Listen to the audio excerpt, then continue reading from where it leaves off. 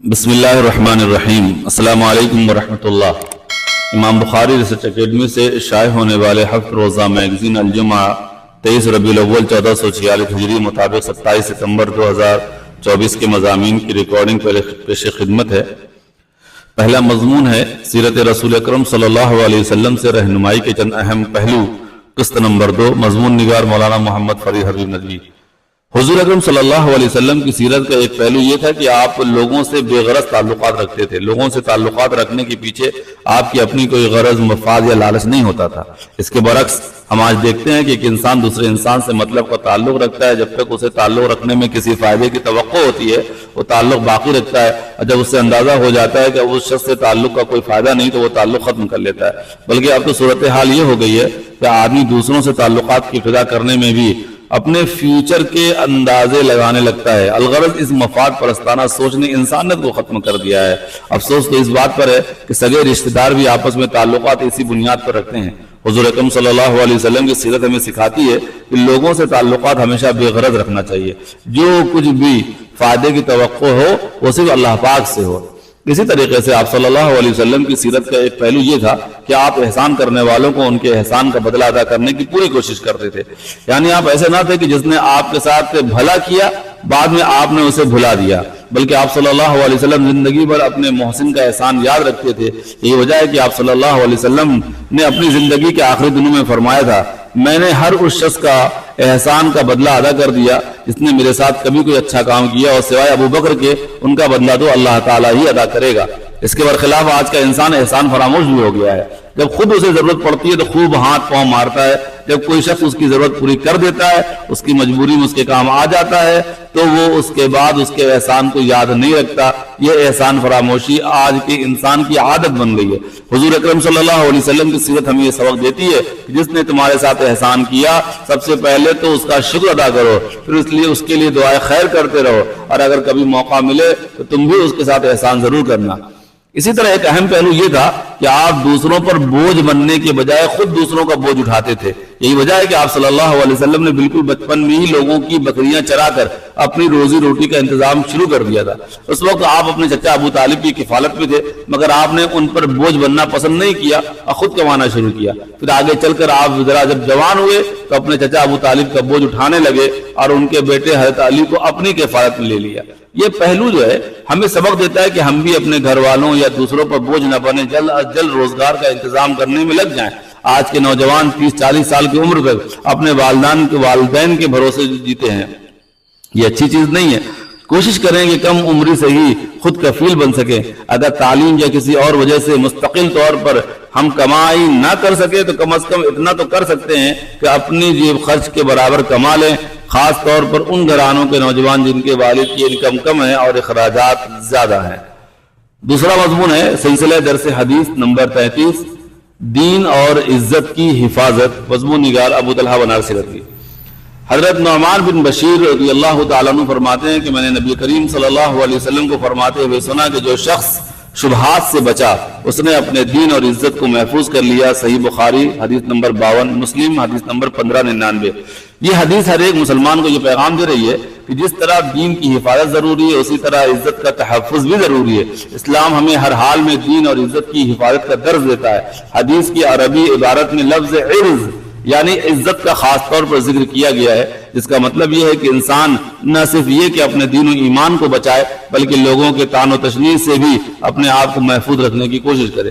اس حدیث کا خلاصہ یہ ہے کہ انسان ایسی جگہوں اور حالات سے بچ کر رہے جہاں بدگمانیوں اور تہمتوں کا شکار ہو سکتا ہو، یا اس کے دین یا اس کی عزت خطرے میں پڑ سکتی ہے، بلکہ اسے اپنی زندگی اس طرح گزارنی چاہیے کہ دوسروں کو اس کے بارے میں پیٹھ پیچھے غلط بات کرنے کا موقع ہی نہ ملے۔ دین کو فتنوں سے محفوظ رکھنے کا طریقہ، دین کی حفاظت ایک مسلمان کی سب سے بڑی ذمہ داری ہے۔ زندگی میں مختلف آزمائی یا فتنے پیش آتے ہیں جو انسان کے دین کو متاثر کر سکتے ہیں۔ یہ فتنہ مال و دولت کا، جاہ و منصب کا یا دنیاوی لذتوں کا بھی ہو سکتا ہے۔ اب اس طرح کی چیزوں سے بچنے کے لیے ضروری ہے کہ انسان ایسے ماحول اور مواقع سے دور رہے جہاں اس طرح کی فتنوں میں پھنسنے کا خدشہ ہو۔ اسے ایسے ماحول سے بچنا چاہیے جو اخلاقی اور دینی لحاظ سے گر چکا ہو۔ ہم جانتے ہیں کہ انسان کی زندگی پر اس کے دوست و احباب کے کافی گہرے اثرات پڑتے ہیں۔ اب اگر انسان کا تعلق نیک اور سلجھے ہوئے لوگوں سے ہوگا تو وہ فتنوں سے کافی حد تک محفوظ رہ پائے گا۔ یاد رہے کہ دنیاوی فتنوں میں مال و دولت، عورت اور جاہ و منصب کی آزمائشیں بھی شامل ہیں۔ ان سے بچنے کا مطلب یہ ہے کہ انسان اپنے دین کی قدر کرے اور اپنے کردار کو ہر قسم کی برائیوں سے محفوظ رکھے۔ مذکورہ حدیث میں نبی کریم صلی اللہ علیہ وسلم نے خبردار کیا کہ دنیا کی عارضی آزمائش انسان کو دین سے دور کر سکتی ہے، اس لیے اپنے دین کی حفاظت کی فکر کرو تاکہ دنیا اور آخرت کی کامیابی حاصل ہو۔ اسی طرح انسان پر یہ بھی ضروری ہے کہ خود کو بے عزت نہ ہونے دے۔ ایمان کے بعد انسان کی عزت سب سے قیمتی شے ہے۔ بہت سے لوگ بلا وجہ کی چیزوں سے خود کو بے عزت کروا لیتے ہیں، یہ اچھی بات نہیں ہے۔ کسی نادان شخص سے الجھ کر بے عزت ہونا یا کسی نامناسب جگہ بیٹھ کر دوسروں کو بدگمانی کا موقع دینا اپنی عزت کم کرنا ہے، جس سے بچنا ضروری ہے۔ اسی طرح اگر کسی عہدے اور منصب پر رہتے ہوئے یا کسی ملازمت اور جاب میں ہوتے ہوئے آپ کو بے عزت کیا جا رہا ہو تو بہتر ہے کہ عزت کی جگہ تلاش کریں، اور اپنی بے عزتی کروانا اللہ پاک کو بالکل بھی پسند نہیں ہے۔ تیسرا مضمون ہے راہ عمل اللہ کے نزدیک سب سے محبوب عمل۔ مضمون نگار مولانا محمد خالد ضیاء صدیقی ندوی۔ ہمیشگی، مستقل مزاجی، استقامت، مداومت ایسی صفت ہے جو ہر چیز میں جان ڈال دیتی ہے۔ اگر یہ صفت انسان کے عمل سے جڑ جائے تو وہ بڑا خیر و برکت والا بن جاتا ہے۔ کسی عمل کو مستقل اور ہمیشہ کرتے رہنے سے اس میں مضبوطی بھی پیدا ہو جاتی ہے اور وہ عمل آسان بھی ہو جاتا ہے۔ اسی لیے آپ صلی اللہ تعالی علیہ وسلم اپنے تمام اعمال و افعال میں اسی اصول کی پابندی فرمایا کرتے تھے۔ اس کام کو جس طریقے سے جس وقت آپ صلی اللہ علیہ وسلم نے شروع فرمایا اس پر زندگی بھر قائم رہے۔ جب آپ صلی اللہ علیہ وسلم نے یہ ارشاد فرمایا کہ رات میں اٹھ کر اپنے رب کی بندگی کرنی ہے تو پھر یہ زندگی معمول باقی رہا۔ اما عائشہ رضی اللہ تعالیٰ عنہ فرماتی کہ اللہ کے رسول صلی اللہ علیہ وسلم نے کبھی رات کی عبادت ترک نہیں فرمائی، اور اگر کبھی مزاج اقدس ناساز ہوتا تو بیٹھ کر ہی ادا کر لیتے تھے۔ ابو داؤد 1307۔ اسی طرح جس کام کے کرنے کا جو وقت آپ صلی اللہ علیہ وسلم نے مقرر فرمایا اس میں کبھی تبدیلی نہ فرمائی۔